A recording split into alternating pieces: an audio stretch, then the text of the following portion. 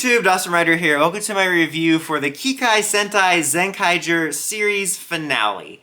And overall, I thought it was pretty good. I enjoyed it. It felt very much like an epilogue type finale, which was kind of nice. I think they had some similar elements in the Kara Major one, but this one in particular felt kind of unique. Maybe a little bit anticlimactic. I think especially some people might find it anticlimactic, but I think they handled it kind of nicely. And for a series that's main core was silliness and nonsense, it was kind of nice to have a sort of quiet finale that focused on the more meaningful aspects of the series. Last week's episode basically was our more traditional finale, taking out the Toji Dento, all the hallmarks of what you would get. But then we ended on this cliffhanger that we knew we would have to face this final conflict with the Gigi. It just made you think, oh, it's like Final Battle 2.0. And we do get that, but it's really only the first half, less than half of the episode, and it's resolved in a more quiet manner than you would expect, and the rest of it's kind of more epilogue-y and reflecting on the series itself. Like, when we ended off, it seemed like everyone was getting trapped, but then when we come back, like, everything's kind of normal, but then you realize that they're living in a world where they don't remember the Zenkaiger stuff, because he's, like, having dinner with the parents, or breakfast with the parents and the grandmother, and he's like, something's off here, you know, because they're talking about going to parallel worlds, and it's kind of like we're revisiting the Zenkaiger pilot, like, even with Kaito going to the skyscraper, but without the events of Zenkaiger happening, but Kaito knows something is amiss. And he eventually gets his memory back first, and he rushes back to almost at the bathhouse. This isn't revised. He rushes back to his family, and he's like, something's going on, like, oh, I need to talk. Where's God? Where's God, basically? And they're like, oh yeah, Sam and Dean defeated him. This is basically similar to the Supernatural final arc, but I like that better because it's supernatural. But then, you know, Gigi does come and talk to him, taking the form of Kaito. And it's actually really funny, because he enters this sort of mindscape where he's speaking to him, but he's using his form. But in the outside world, you just see him talking to himself, and he's doing both parts. So when Gigi's talking, and then all of a sudden Kaito sits down and is doing this thing, and it's kind of funny. And I have to say, Kaito's actor does a good job of playing this dual part, and we're actually seeing a little bit of a similar mannerism in his part in Dawn Brothers from the trailers. And so, like, it makes me think, like, not only did the actor do a good job of playing both kind of this more serious part and then the nonsense Toku lead part, but it makes me wish, is like, probably so many of these actors can do multiple different things, and I would love to see them actually have more character traits than, I'm just the optimistic Toku lead who has a nonsense catchphrase. Regardless, it was kind of a funny scene wrapped in a serious scene, because you have a serious conversation going on, but then there's the funny aspect of the family watching him talk to himself and presumably fight himself. It's like that scene with Dwight. He's like, he's making you look like such a fool, but I have the element of surprise. Anyway, they basically fight in this dimension, and they're both morphed, and like eventually he takes the form of the Dragon Zord power-up, and they're fighting, and then all of a sudden, because it's kind of this dreamscape, Zenkaiser's able to take the form of all his friends, you know, all the Kikanoids and 2Kaiser and Stacy, and kind of talk about what they meant to him, and there's flashbacks in the background. And then it's kind of a neat sequence. Like, I think both in terms of the story, kind of reflecting on what the characters meant to each other, but also just visually, it was kind of a neat final battle.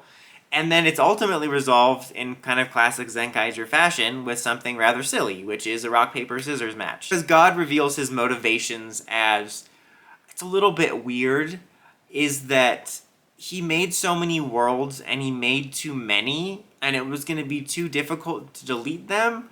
So he got, like, interested in the professor's research in bottling them up in these little gears, and that's why he was following them, because he thought it would be easier to bottle up all these worlds he didn't want into gears than just deleting them. Like, it's kind of weird. That's what I was talking about with it being anticlimactic, is I think there could have been something more interesting there thematically somehow. Maybe about him not wanting the worlds to coexist, or not believing they could, especially after the two worlds merged or something.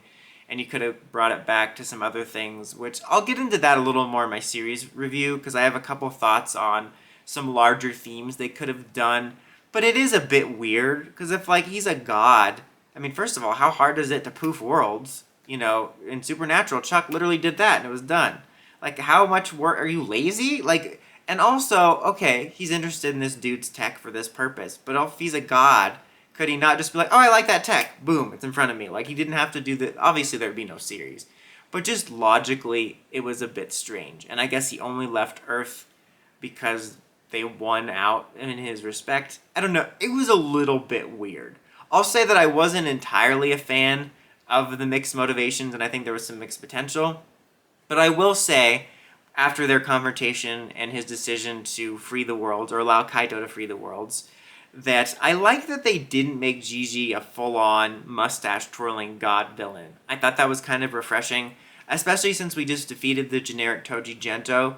They made him a little bit more gray area, and I kind of liked that. I kind of dug that, and it was unexpected, and I think it makes it more interesting for whatever his role will be in Dawn Brothers. So I'll say that I like that. But Kaito frees everyone, all his friends are back, they reunite, we get kind of epilogue-y stuff that I guess now, you know, the Kikinoid world and the human world are integrated again, but not just that, but they've renamed themselves Zenkaitopia, and they're kind of a hub world where all kinds of different worlds will visit, which is kind of right for the series.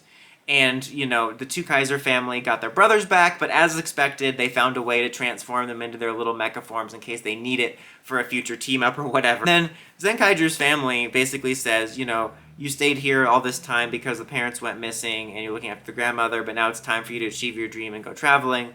And he does that, and of course all the Kikinoids travel along, and they're going to be traveling throughout the worlds. And a couple little notes before the final verdict. I mean, number one, actually would be kind of entertaining to see them travel the worlds, maybe even meet different Sentai characters, even though that's not my thing. And I think that was a good resolution to that. And I'm curious to see how, again, that'll play into Dawn Brothers, because apparently Zenkaiser Black, the Kaito we see, is the Kaito of that world, of the Dawn Brothers world. So like a doppelganger variant and not our Kaito.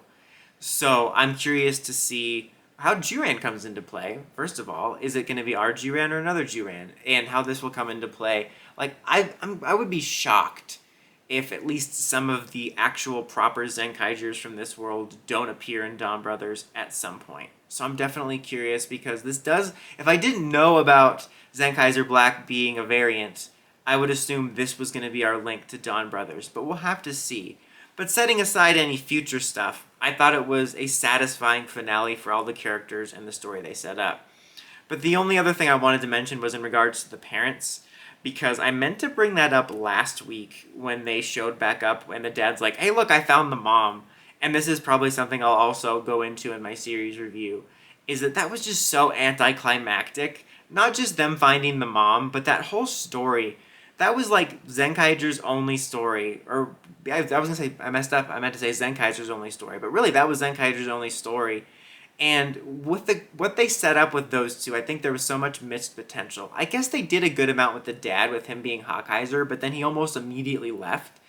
And I just think that had a lot of missed potential, and considering it was one of the main storylines, the resolution was rather anticlimactic. Again, I'll probably bring that up in the series review, but I forgot to mention it last week, and I meant to bring that up, and I just wanted to say it. But overall, I did like the finale. This hasn't been my favorite series, but I thought it was a nice finale. Like I said, I thought it was a satisfying conclusion to the characters and story this series set up.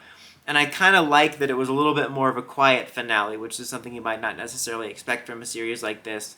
And I like that the final villain here wasn't a mustache twirling like, oh, well, humans are wrong. Like, that's especially since in so many Toku series recently, we get the generic motivation of humans are awful and they're ruining this place. The same motivation every time. And so I like that it was a little bit different, especially, again, going into the next series. So I would give this overall a 4 out of 5. I thought it was a solid, enjoyable, and satisfying finale. But that is it for Zenkaiger. Sometime in the very near future, I will be doing a series review on it, and then, of course, I will be here next week for the start of Dawn Brothers.